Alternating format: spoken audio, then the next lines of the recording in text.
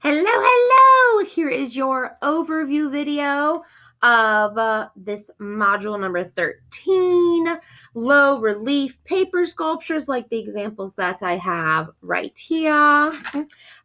So let's dive into how we even decided to do this project. We really wanted to end the semester with you guys doing something three-dimensional. Because of the way that this year is, we had to do a lot of small 6-inch by 9-inch pieces of paper, things that could easily go back and forth to school. So we wanted you to at least have a little bit of exposure to something three-dimensional. So that's where low relief paper sculpture comes in. A relief is not a full-blown sculpture because it's flat on one side and it has some dimension on the other side. The artist that we thought about for this project was a mixed media artist, and his name is Frank Stella. Now, Frank Stella didn't originally start as this cool sculpture artist like these examples that you see here. He actually covers a lot of different art history movements. Just like when you type it into Wikipedia, he was part of modernism, minimal art, abstract expressionism, geometric abstraction, abstract illusionism, lyrical abstraction, hard edge painting, shaped canvas painting, and color field painting. So it wasn't until, he started his career like in the late 1950s, and it wasn't until the 1980s and mid 1990s that he kind of shifted what he did. Mrs. Cantrell and I have seen a few of his pieces in museums, and they are humongous. They are these reliefs, because that means they're flat against the wall, and they come out from the side like this. And they take up an entire wall. They are crazy big, and they're made out of so many different types of materials. Sometimes it is big things like hardened canvas. He uses oil paint. He uses enamel paint. He uses alkyd paint. He uses stretched canvas. He uses etched magnesium. He uses aluminum and fiberglass. So some of these things are made by him, they're made by assistants, they're made by even manufacturing factories. He uses a wide range of technologies, a wide range of supplies to make these particular sculptures. And these sculptures during this era were largely in a response to Herman Melville's Moby Dick. So when Frank Stella went from being kind of a two-dimensional artist to being this 3D deep relief artist, he went from 2D to 3D by making little maquettes or little models of what his art would be. He a lot of times would make little collages and kind of would compose on a very small scale, and then it would be fabricated into a huge, large scale.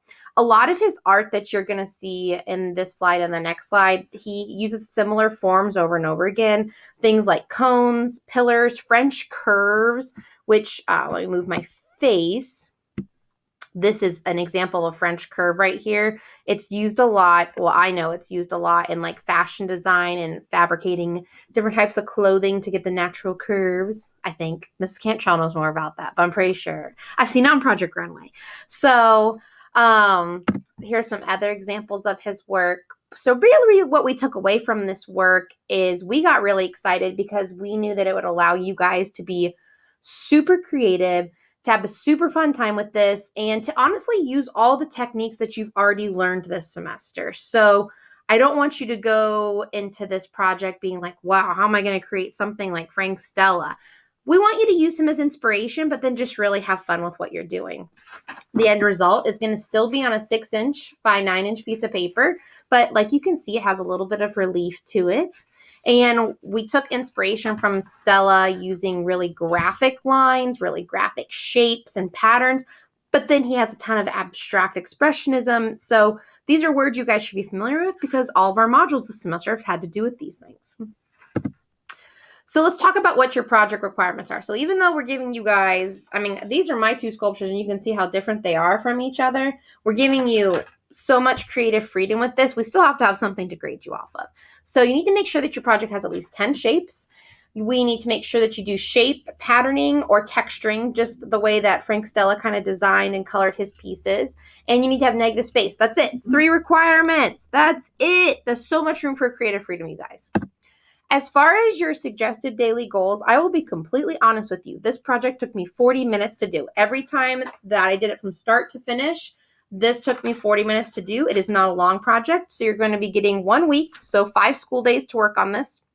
And You can chunk it up into these daily goals, or if it works better for you to sit down like I did and just finish the project, that is an option for you too. Just make sure you're managing your time wisely and you're getting your project done. This is your last module after all, except for the art journals. So the first step here is we, whatever. We're going to be drawing your shapes. That's it. That's step one. It's that simple. You're drawing your 10 shapes, and this video goes over kind of like how to know what organic shape is and geometric shape is. In the next video, you're going to learn the surface treatment of how your project's going to be working. So all the different materials that you can use, what expressive mark making is, and what graphic patterning is. The next video is really short, and it's just about cutting your shapes out and leaving some negative space with your shapes too. Shh, Miss Braun. On the next slide, you're going to be learning how to do some paper manipulation and how to actually assemble your piece. That's it. That's all, folks. Only 4 steps for this project. Eek. So when you're done with your project, we need you guys to, of course, record what you did. That's kind of important. So the way that you're going to do that is you're going to, just like I'm facing the camera right now, you're going to take a top view. So to me, I'm actually holding it to the side. I'm facing the back of this.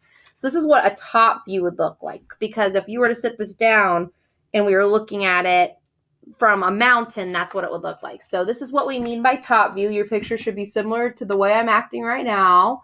And then we need a side view, whichever side you like. You can send us multiple sides too if you'd like, but a side view so that we can see all this awesome negative space action happening. And then as far as how we're going to be grading this, you are going to get 5 points for following directions, attaching your top view photo, attaching your side view photo, writing your comment reflection, using a paper sculpture, duh, and using a paper sculpture that uses a variety of art supplies, duh.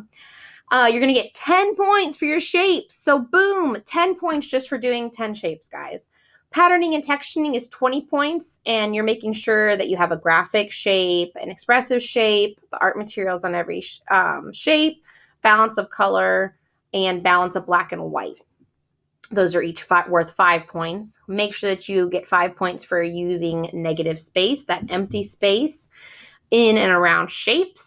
And creativity is 10 points this time. Normally, we only do about 5 points for creativity, but because this project is so open-ended and it has so much freedom, we really want you guys to wow us and be creative and go outside the bounds of what is listed on this rubric here.